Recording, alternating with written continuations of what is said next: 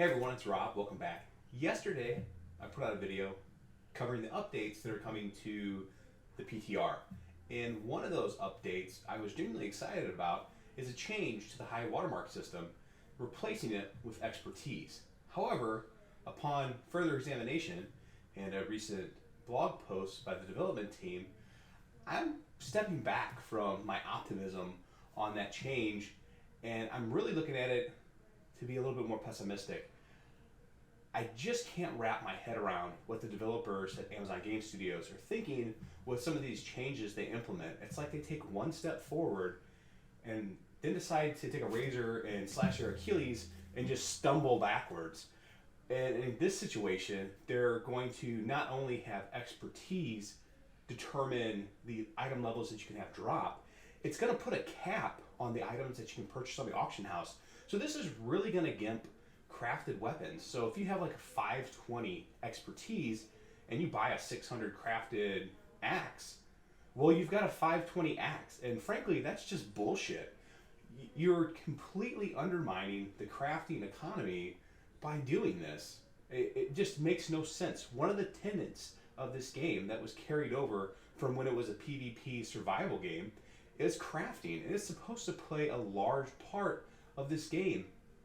And right now I don't feel that is that way, because there's been so many times where you've had to disengage systems that are involved with crafting due to different bugs. And I understand that, but now you're actively hampering crafting for no reason other than you think that it might make a more rewarding and engaging system.